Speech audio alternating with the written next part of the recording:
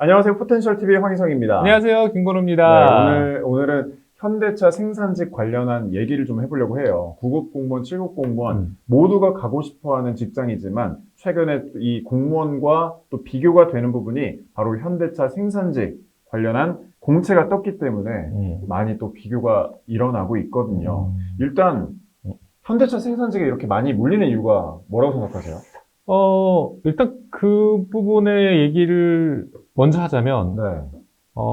생산직에 대한 그 지원 자격의 요건이 상대적으로, 그게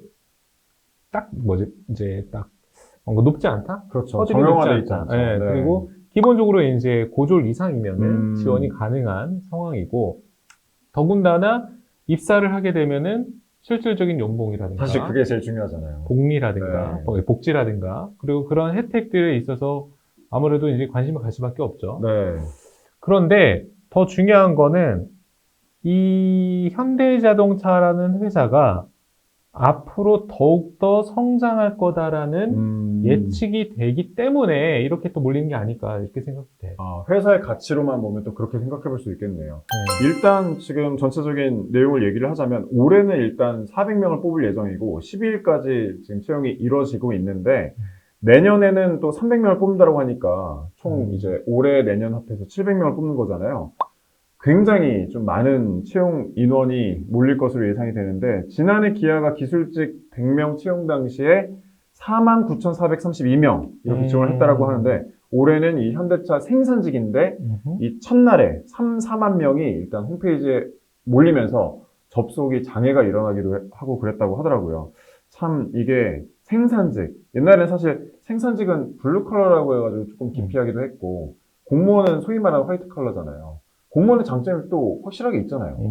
근데 이제 생산직이라고 해서 네. 이제 그런 시선으로 볼 게 아니라 일단은 생산직임에도 불구하고 일단 돈을 많이 준다라는 점. 그렇죠. 그리고 사실 지금 경기 불황이랑 이제 고용 불안정 등이 겹치다 보니까 이런 고용 안정성이 높은 직장에 연봉도 많이 주는 그런 곳에 사람들이 좀 몰릴 수밖에 없는 상황이 아닐까라는 생각도 들고 더군다나 지금 취업난이 가속화되고 있는 시점이기 때문에 네. 그런 것들이 이제 중첩되면서 인기가 상대적으로 높아지지 않았나 이런 생각도 들어. 근데 저는 또 그 생각도 들더라고요. 요즘 MZ 세대들이잖아요. 지금 어쨌든 지원하는 사람들은 M세대도 물론 있겠지만 G세대도 상당히 많거든요.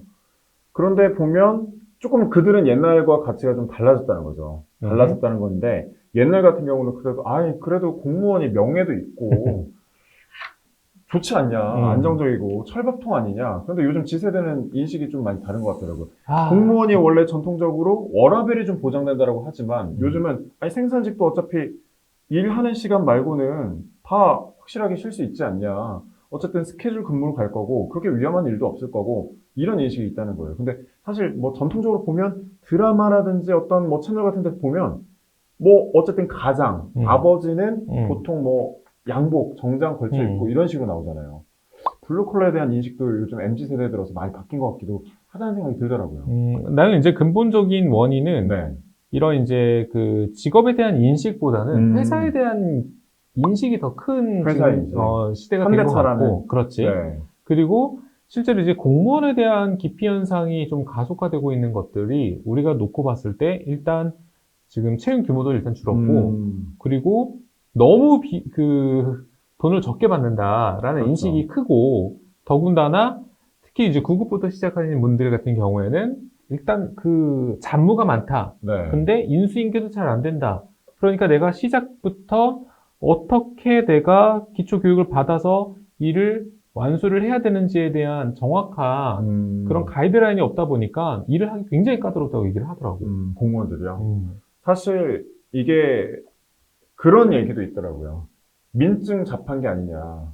그러니까 뭐 공무원 이제 사무직 하시는 분들, 구급 공무원들 보면 저도 얼마 전에 이제 동사무소 갔다 오고 했는데 주민등록증 이렇게 발급해주는 분들도 다 구급 사무직이더라고요. 그래서 그런 인식이 또 어느 정도 깔려 있는 거 아니고 깔려 있는 게 아닌가 싶고. 근데 그들은 또 확실한 우리는 공무원이야.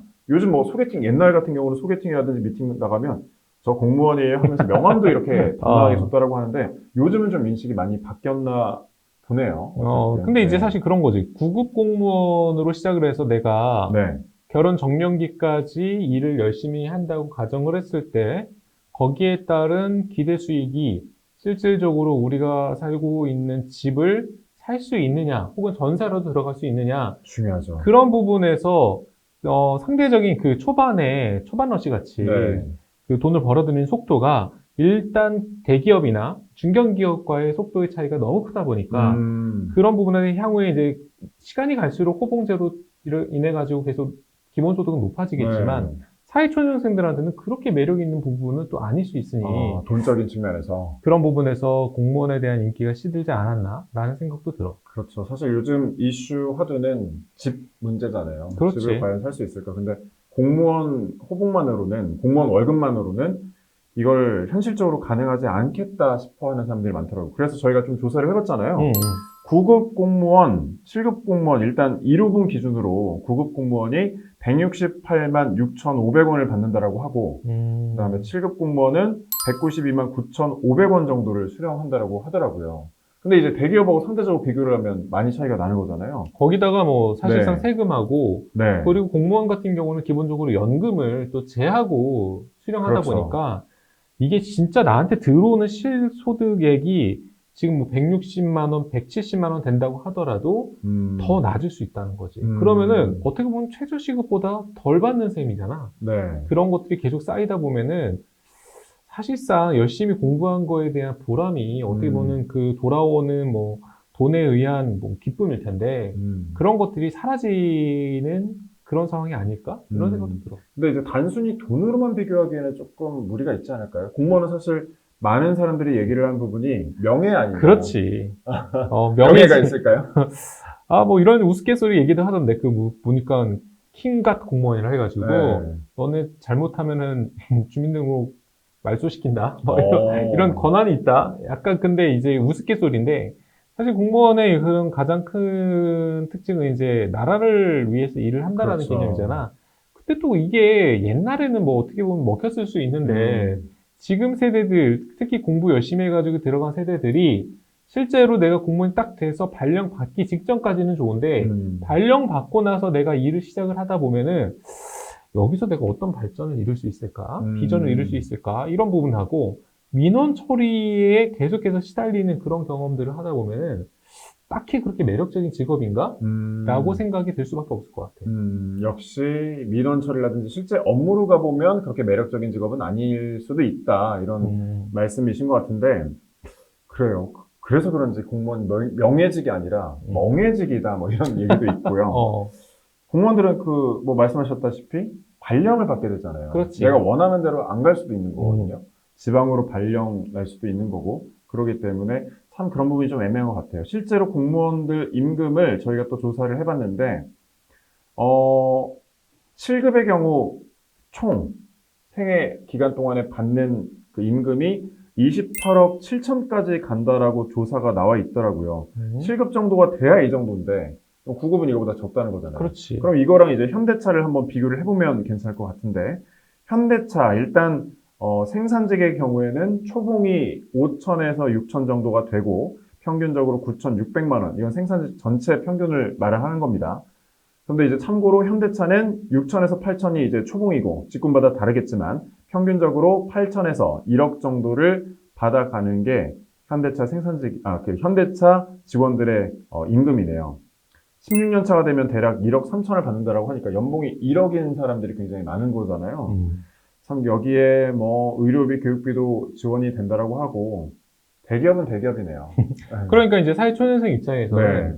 물론 이제 정말 똑똑한 친구들이야 이런 이제 전문 사무직 혹은 전문직으로 들어가서 그런 공채를 또 노릴 수는 있겠지만 상대적으로 이제 좀 편하게 혹은 쉽게 입사를 기대를 하는 분들 같은 경우에는 생산직도 일단 나쁘지 않다라는 생각을 많이 가질 것 같아요. 왜냐하면 아까 공무원하고 좀 비교를 해보면은 생애 총소득량에 있어서는 물론 차이가 큰 것도 있지만 아까 말했던 사회초년생이 결혼 정년기까지 그 기간 동안에 받는 소득의 양을 비교하면은 일단은 3배 정도 차이가 나는, 심지어 뭐 크게는 3배 정도 차이가 나니까 돈을 모으는 속도가 이건 비교가 안 되는 거지.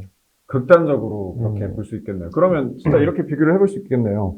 공무원이 되면 명예는 있어. 명예는 있는데 현대차 생산직에 들어갈 경우 명예는 뭐 있는지 없는지는 모르겠지만 어쨌든 3배 차이가 나니까 집도 살 수 있어. 그렇지. 네. 복지도 괜찮고 뭔가를 할 수 있네요. 워라밸도. 물론 이제 그거는 지역마다 네. 그리고 이제 그 역할마다 좀 다를 것 같아요. 예를 들자면은 뭐 현대자동차 생산이 가장 많이 있는 울산 지역이라든가 네. 혹은 이런 이제 다른 뭐 기아자동차는 뭐 지금 광명이라든가 이런 부분들을 비교했을 때 사실상 집값의 차이도 현저하게 나기 때문에 서울에서 공무원으로 일을 시작을 하는 거랑 이런 이제 지방 거점 도시에서 그런 일을 시작을 하는 거랑 직을 구하는 속도나 경제적인 그런 차이와 삶의 질 차이가 확연히 다를 것 같거든. 더군다나 현대자동차 같은 경우에는 이제 임금의 그 증가 속도나 폭이 상대적으로 노사의 그 결정에 따른 경우가 좀 많잖아. 네. 거기다가 성과에 대한 보너스도 있고. 그러니까 우리가 이제 초봉만 놓고 보면은 또 그것도 비교가 되는데 더군다나 현대자동차는 세계에서 잘 나가. 그렇죠. 거의 한 3, 4위 정도 되는 규모의 생산량을 갖고 있는 거대 기업인데 거기에 따라 가지고 인센티브랑 PI, PS 같은 성과금, 인센티브 뭐 이런 부분들을 합치게 되면은 공무원이 정말 과연 매력적일까 이런 생각을 할 수밖에 없을 것 같아요. 네, 실제로 블라인드에서 조사를 해봤대요. 블라인드 요즘 직장인들이 굉장히 많이 이용을 하고 있잖아요. 어쨌든 10년 만에 채용이 있는 만큼 설문조사를 해봤는데 7급 공무원과 현대차 생산직 중에 어디를 선택할 거냐라고 했는데 결과가 어떻게 나왔을까요? 현대자동차 아닐까? 어느 정도? 10명 중에 몇 명 정도가 네. 현대차를 선택하고 몇 명 정도가 그래도 나는 7급? 네. 7급이면은 10명 중에 그래도 4명은 7급을 선택하지 않았을까? 정답이에요. 아, 네. 그래? 거의 4명 가까이 37점 몇 퍼센트가 7급을 선택했고 나머지 60 몇 퍼센트가 현대자동차 생산직을 선택을 했는데 진짜 이게 현상을 좀 보여주는 것 같아요. 대졸, 심지어 석사, 박사 출신까지도 고민을 많이 남긴다라고 하더라고요. 게시판에. 우리가 석박사를 따긴 했지만 여러 자격증이 많은 고졸 지원자한테 밀리는 게 아닐까. 어떤 메리트가 우리가 갖고 있을까요? 이런 식으로 좀 질문을 남기는 것도 굉장히 많고, 참, 한편으로 보면 열심히 공부를 했는데 그 공부를 활용하는 데가 아니라 단순 노동 업무를 하는 생산직으로 지원을 한다. 굉장히 고민도 많겠지만 그게 현실이 아닐까. 네. 살기가 어려우니까. 그렇지. 네. 근데 이제 뭐 7급 정도는 바로 조금만 노력하면 5급이 될 수 있고 4급도 될 수 있으니까 사실상 이제 올라가는 속도 면에서 내가 조금만 노력하면 되는 부분하고 그 다음에 사실 민원 처리 같은 게 기초적인 행정 업무에 대해서는 좀 배제되어 있는 상황이다 보니까 그런 부분에서는 7급 선택을 많이 할 수도 있을 것 같다는 생각이 들어. 그리고 또 물론 이제 정년 보장이라든가 네. 공무원 혜택들이 있으니까. 근데 이제 뭐 한편으로는 현대자동차에 이렇게 지원을 사람들이 많이 관심을 갖는 이유는 아까 같은 이제 그런 돈적인 측면도 있지만 삶의 질의 속도를 좀 빨리 올리고 싶어 하는 세대들의 특징도 있는 것 같아요. 그러니까 아까 말한 것처럼 빨리 돈을 모아서 집을 사고 네. 가정을 일구고 뭔가 내가 하고 싶은 것들을 좀 자유롭게 하는데 거기 워라밸까지 좋아. 그런 것들이 계속해서 누적되다 보니까 이번에 이런 공채에 대해서 사람들이 굉장히 관심을 갖는 것도 있는 것 같고 더군다나 이번에 10년 만에 뭐 공채다 싶을 정도로 현대차에서 이렇게 대규모로 뽑는 경우가 없었다고 하잖아. 네. 그런 부분들을 볼 때 어떤 사람들은 로또다.